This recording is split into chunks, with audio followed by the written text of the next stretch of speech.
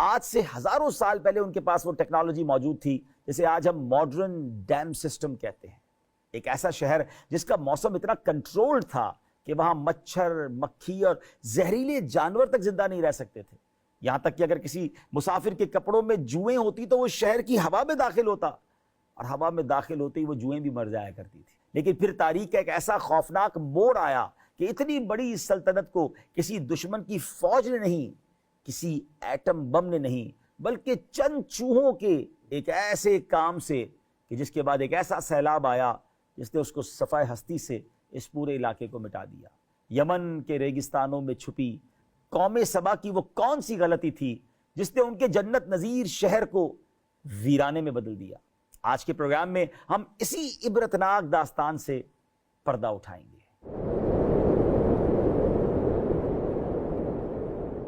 الحمدللہ رب العالمین والصلاة والسلام علی خاتم النبیین، اما بعد فاعوذ باللہ من الشیطان الرجیم، بسم اللہ الرحمن الرحیم۔ السلام علیکم ورحمۃ اللہ وبرکاتہ۔ ناظرین، ایک اور پروگرام لے کر حاضر ہیں اور نام ہے بات ہے پچھلے زمانے کی۔ آج کس زمانے کی اور کس قوم کی بات کرنی ہے؟ قرآن پاک میں جن قوموں کا ذکر کیا گیا ہے ان میں سے ایک قوم سبا بھی ہے۔ اس قوم کی بستی یمن کے شہر صنعاء سے 6 میل کی دوری پر واقع تھی۔ طبا بھی ان میں سے ہی تھے۔ ملکہ بلقیس کا تعلق بھی انہی میں سے ہے۔ یہ بڑی نعمتوں اور راحتوں میں آرام و چین میں رہنے والے لوگ تھے۔ یہ قوم سیلاب سے تباہ ہوئی تھی۔ قرآن اس واقعے کو کیسے بیان کرتا ہے، آئیے سنتے ہیں۔ لقد كان لسبإ في مسكنهم آية جنتان عن يمين وشمال كلوا من رزق ربكم واشكروا له بلدة طيبة ورب غفور فأعرضوا فأرسلنا عليهم سيل العرم وبدلناهم بجنتيهم جنتين ذواتي أكل خمط وأكل وشيء من سدر قليل ذلك جزيناهم بما كفروا وَهَلْ نُجَازِي إِلَّا الْكَفُورَ۔ بے شک قوم سبا کے لیے ان کی آبادی میں نشانی تھی۔ 2 باغ تھے، ایک دائیں طرف اور دوسرا بائیں طرف۔ اپنے رب کا رزق کھاؤ اور اس کا شکر ادا کرو، پاکیزہ شہر ہے اور بخشنے والا رب۔ تو انہوں نے منہ پھیرا تو ہم نے ان پر زور کا سیلاب بھیجا اور ان کے باغوں کے عوض 2 باغ انہیں بدل دیے جو کڑوے پھل والے اور جھاؤ والے اور کچھ تھوڑی سی بیریوں والے تھے۔ ہم نے انہیں ان کی ناشکری کی وجہ سے یہ بدلہ دیا اور اب اسی کو سزا دیتے ہیں جو ناشکرا ہو۔ ان آیات میں ایک ایسی قوم کا واقعہ بیان کیا گیا جنہیں اللہ تعالیٰ نے کثیر نعمتوں سے نوازا، لیکن وہ لوگ اللہ تعالیٰ کی اطاعت و فرما برداری کرنے کی بجائے اس کی نافرمانی کرنے لگ گئے، تو اللہ کریم نے انہیں سیلاب سے ہلاک کر دیا۔ سبا عرب کے علاقے یمن کی حدود میں واقع ایک قبیلے کا نام ہے۔ یہ قبیلہ اپنے دادا سبا بن یشجب بن یعرب بن قحطان کے نام سے مشہور ہے۔ حضرت عبداللہ ابن عباس رضی اللہ تعالی عنہما فرماتے ہیں، رسول اللہ علیہ السلام سے سوال کیا گیا کہ سبا کسی مرد کا نام ہے یا عورت کا یا کسی سرزمین کا نام ہے؟ نبی پاک علیہ السلام نے ارشاد فرمایا، سبا ایک مرد تھا اور اس کے 10 بیٹے تھے، ان میں سے 6 یمن میں آباد ہو گئے اور 4 شام میں چلے گئے۔ یمن کی حدود میں جس جگہ یہ لوگ آباد تھے وہاں اللہ تعالیٰ کی وحدانیت اور قدرت پر دلالت کرنے والی ایک نشانی تھی۔ اس نشانی کی تفصیل یہ ہے کہ ان کے شہر معرب کے دونوں طرف کثیر باغات تھے اور ان کے باغات میں پھلوں کی کمال کی کثرت تھی۔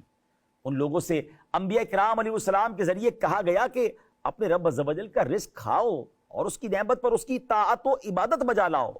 تمہارا شہر پاکیزہ ہے جس میں لطیف آب و ہوا اور صاف ستھری سرزمین ہے، جس میں مچھر، مکھی، کھٹمل، سانپ اور بچھو وغیرہ کوئی چیز نہیں ہے۔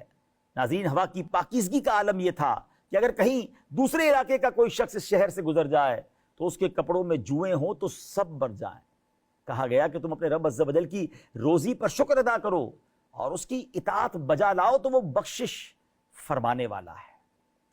اللہ اکبر، اگر کوئی عورت اپنے سر پر ٹوکرا رکھ کر نکلتی تو کچھ دور جانے کے بعد وہ ٹوکرا پھلوں سے بھر جاتا تھا، درختوں سے اتنے زیادہ پھل گرتے تھے کہ ہاتھ سے توڑنے کی ضرورت بھی پیش نہیں آتی تھی۔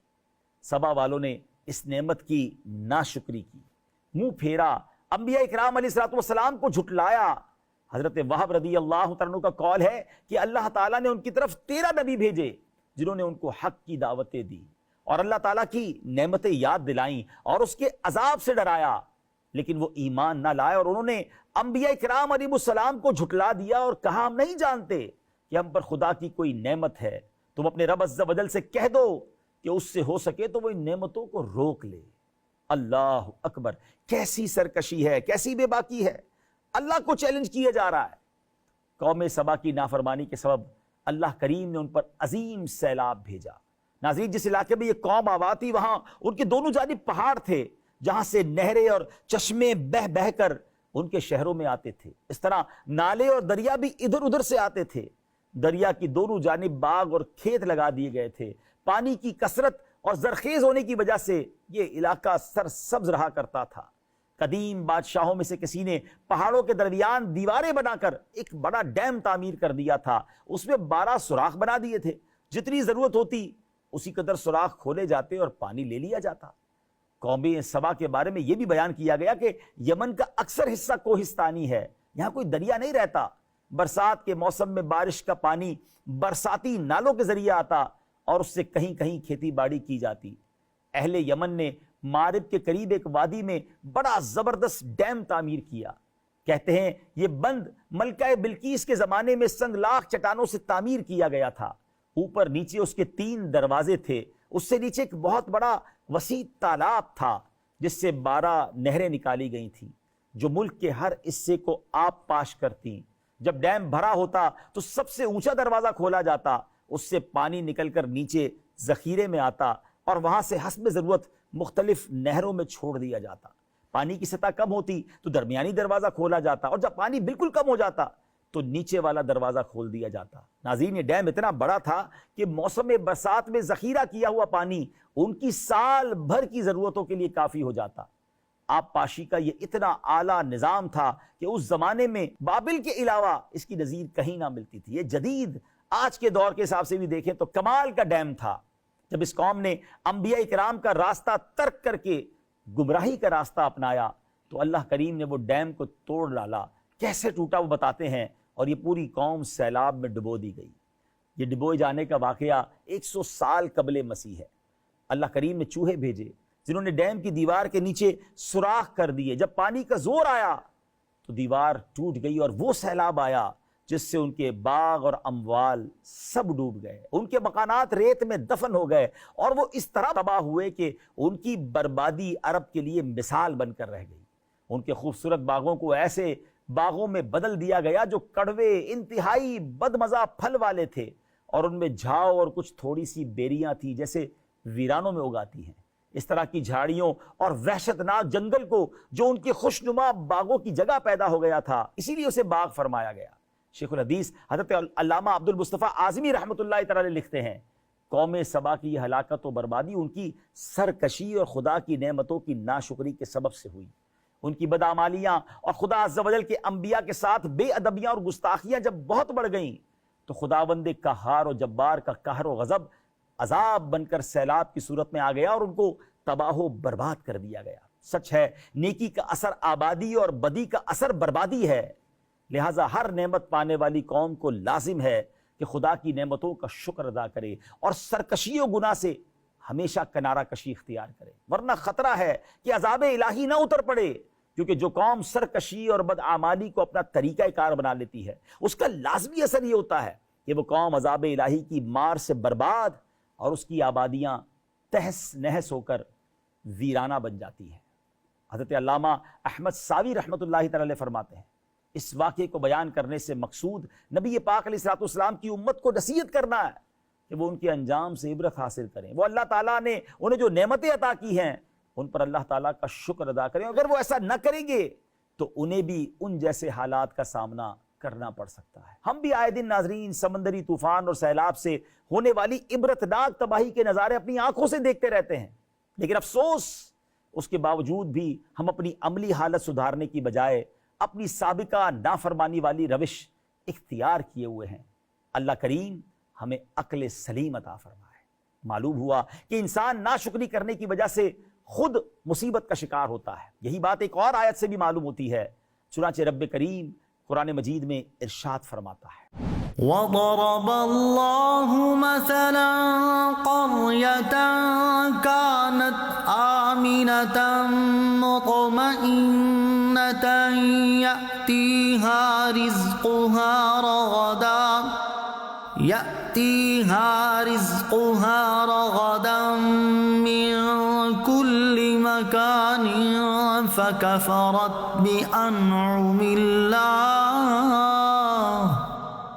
فكفرت بأنعم الله فأذاقها الله لباس الجوع والخوف بما كانوا يصنعون.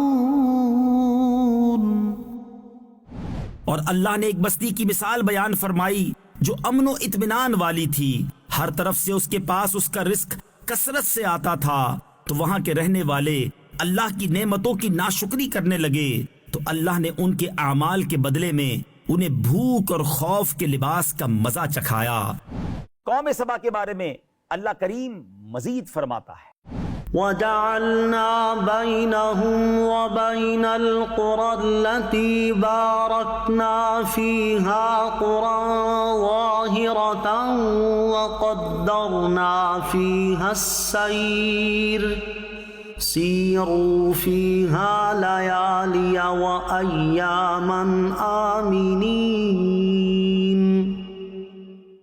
اور ہم نے ان سبا والوں اور ان کے شہروں کے درمیان بہت سی نمایاں بستیاں بنا دیں جن میں ہم نے برکت رکھی تھی، اور ان بستیوں میں سفر کو ایک اندازے پر رکھا، اور انہیں فرمایا ان میں راتوں اور دنوں کو امن و امان سے چلو. خوشحالی اور نعمتوں کی کثرت والے ان حالات کی بنا پر اترانے اور تکبر کرنے لگے، اور مالداروں میں حسد پیدا ہو گیا کہ ہمارے اور غریبوں کے درمیان کوئی فرق ہی نہیں رہا. یوں ہی جو امن و عافیت انہیں حاصل تھی، جیسے منزلیں قریب قریب ہیں اور لوگ خرامہ خرامہ ہوا خوری کرتے چلے جاتے ہیں، تھوڑی دیر کے بعد دوسری آبادی آ جاتی ہے، وہاں آرام کرتے ہیں. نہ سفر میں تکان ہے نہ کوفت. اس پر انہوں نے قناعت نہ کی. ہونا تو چاہے تو شکر کرتے کہ کتنا آسان ہو گیا سفر. تمنا کرنے لگے کہ اگر منزلیں دور ہوتی، سفر کی مدت دراز ہوتی، راستے میں پانی نہ ملتا، جنگلوں اور بیابانوں میں سے گزر ہوتا، تو ہم اپنا سامان ساتھ لے کر چلتے، پانی کا انتظام کرتے، سواریاں اور خدام ساتھ رکھتے، سفر میں مشقت اٹھانے کا لطف آتا اور امیر و غریب کا فرق ظاہر ہوتا. اس پر انہوں نے کیا دعا کی، اے ہمارے رب ہمارے اور شام کے درمیان جنگل اور بیابان کر دے تاکہ بغیر توشہ اور سواری کے سفر نہ ہو سکے. اللہ کریم نے ان کی یہ دعا قبول فرما لی اور ان کے شہروں کو ویران کر دیا. وَظَلَمُوا أَنفُسَهُمْ، اور انہوں نے خود ہی اپنا نقصان کیا. تفسیر میں ہے یعنی سبا والوں نے تکبر و سرکشی کر کے خود اپنا ہی نقصان کیا، اور ہم نے انہیں بعد والوں کے لیے قصے کہانیاں بنا دیا تاکہ وہ ان کے احوال سے عبرت حاصل کریں، اور ان قبیلوں کو ایک دوسرے سے بالکل جدا جدا کر دیا. وہ بستیاں غرق ہو گئی اور لوگ بے گھر ہو کر جدا جدا شہروں میں پہنچے. ناظرین ذرا غور کیجئے، کمفرٹ زون نے برباد کر دیا. امیر اور غریب کا فرق ہونا چاہیے، اس سوچ نے برباد کر دیا. غریبوں کو سہولت کیوں ہے، اس سوچ نے برباد کر دیا. اور کیا آج ایسا نہیں ہے؟ غریبوں سے دور رہتے لوگ، اپنے ساتھ نہیں بٹھاتے، چاہتے ہیں ہمارا اور ان کا اسٹیٹس الگ ہونا چاہیے، ہمیں زیادہ پروٹوکول ملنا چاہیے. نہیں میرے پیارے اسلام، اللہ کے نزدیک عزت والا کون ہے؟ ان اکرمکم عند اللہ اتقاکم. اللہ کے نزدیک عزت والا وہ ہے جو زیادہ تقوی والا ہے. تکبر نہیں کرنا، بلکہ ایسے لوگوں کو تو زیادہ پیار دینا ہے جن کے پاس پریولیجز کم ہیں، جو زمانے میں کم نعمتوں والے ہیں. انہیں پیار دیں، عزت دیں. اللہ نے آپ کو دیا تو شکر ادا کریں. اللہ کرے دل میں اتر جائے میری بات. اگر آج آپ خوشحال ہیں، اگر آج آپ برکت میں ہیں، اگر آج اللہ نے کروڑوں سے اچھا بنایا ہے، تو اگر چاہتے ہیں یہ باقی رہے تو قوم سبا کے ان واقعات سے سبق حاصل کریں اور اللہ کا شکر ادا کرتے رہیں. وہ رب کریم نعمتوں کو باقی بھی رکھے گا، بلکہ اپنے کرم سے اضافہ بھی فرمائے گا۔ اللہ کرے دل میں اتر جائے میری بات، عمل کیجئے، برکتیں لوٹیے۔ اگلے پروگرام میں پھر ملاقات ہوگی۔ السلام علیکم ورحمۃ اللہ وبرکاتہ۔